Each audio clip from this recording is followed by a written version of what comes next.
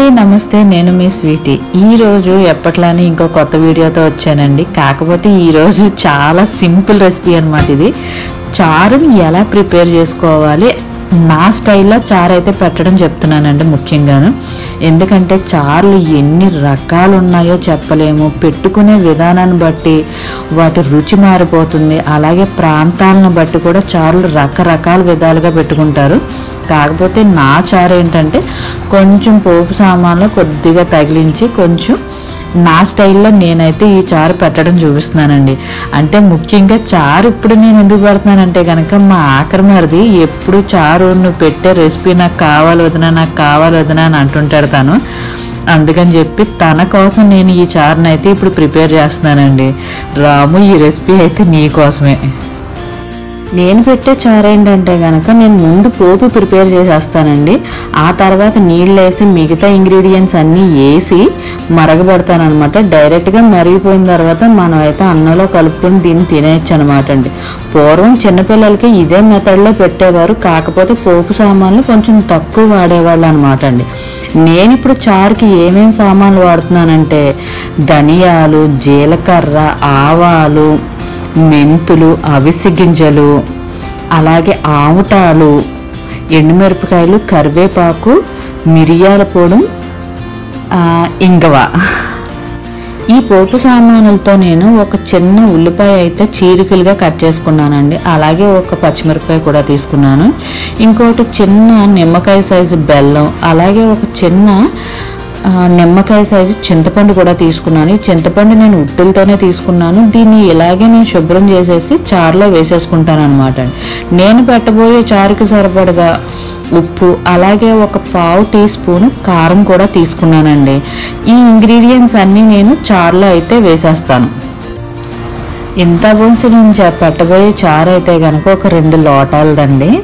ఈ 2 లోటాల దానికి నేను పోపు సామాన్లు అయితే ఇప్పుడు మీకు చెప్పాను. నేను దీనికి తగ్గ ఒక గిన్నె తీసుకున్నాను. ఈ గిన్నెని నేను స్టవ్ మీద పెట్టి ఆయిల్ అయితే కనుక ఒక 3-4 స్పూన్లు వేసుకున్నాను అనమాట. మరీ పెద్ద పెద్ద స్పూన్స్ కాదు, ఒక మోస్తారుగా ఉన్న స్పూన్తో ఒక 4 స్పూన్లు అయితే ఆయిల్ వేసాను. ఈ ఆయిల్ కొంచెం కాగనిచ్చిన తర్వాత ఫస్ట్ నేను ధనియాలు అయితే వేసేసుకున్నానండి. అలాగే నేను ఈ ధనియాలు ఇవన్నీ సపరేట్గా నేను పోపులకి అంటే మనం పచ్చళ్ళకి వేపినట్టుగా కాకుండా ఇవన్నీ కొంచెం ఐటమ్సే కాబట్టి నేను వెంటనే వేసేసుకుని అన్నీ ఒక్కసారే వేపేసుకున్నాను అనమాట అండి.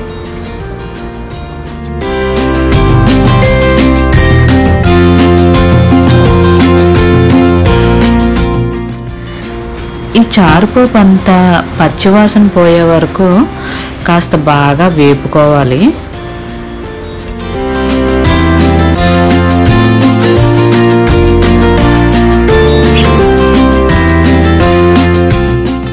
ఈ పోపు అయితే ఎగిపోయిందండి. ఇప్పుడు నేను తీసి పెట్టుకున్న మిరియాల పొడిని కూడా యాడ్ చేసేస్తున్నాను దీంట్లో.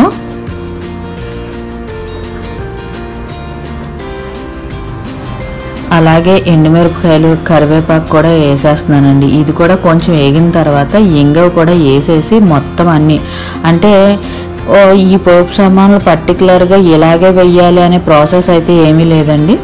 మీకు ఎలా వీలుగా ఉంటే అలా వేసేసుకోవచ్చు. లేకపోతే అన్నీ ఒకేసారి కూడా వేసుకుని అయితే వేపేసుకోవచ్చండి.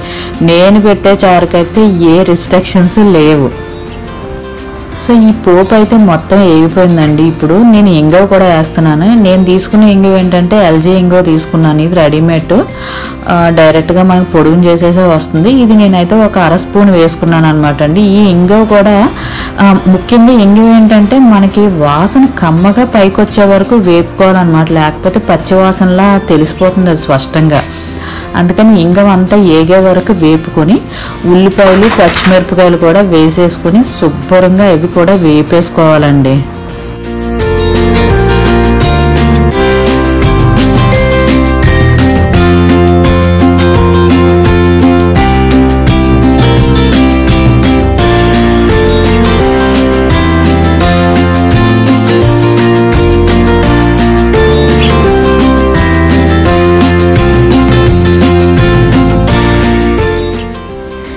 చారు పోపు మొత్తం ఏగిపోయిందండి. ఇలా ఏగిపోయిన ఈ పోపులో నేను డైరెక్ట్గానే 2 లోటాలు వాటర్ అయితే పోసేస్తున్నానండి.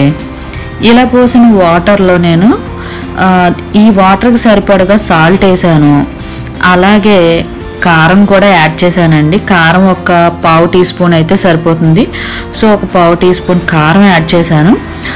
ఇందాక మీకు ముందు చూపించినట్లుగా చింతపండు, బెల్లం కూడా నేను ఇందులో వేసేసాను అనమాట అండి.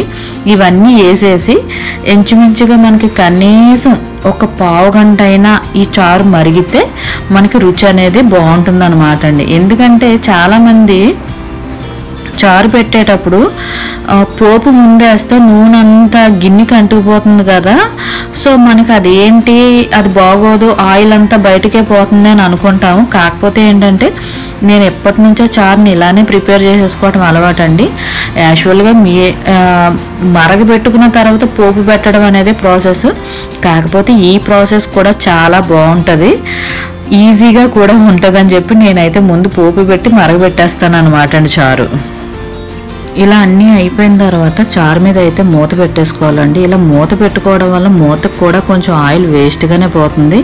ఇలా మూత పెట్టకుండా కానీ ఉంచామనుకోండి చారులో ఉన్న గుబాలింపు అంతా బయటకు పోతుంది అనమాట అండి. సో అందుకని చెప్పి మూత పెట్టి మరగబెట్టేసుకోవాలి. ఫైనల్గా చారు అయితే మరిగిన తర్వాత ఈ పొజిషన్లో ఉందండి. ఇది కేవలం నా స్టైల్లో నేను చారు పెట్టే విధానం మాత్రమే చెప్తున్నానండి. సో ఫైనల్గా నా చారు అయితే ఇది. రాము, ఈ చారు అయితే ఖచ్చితంగా నీకోసమే. ఇంకో మంచి వీడియోతో మీ ముందుంటాను, మీ స్వీటీ.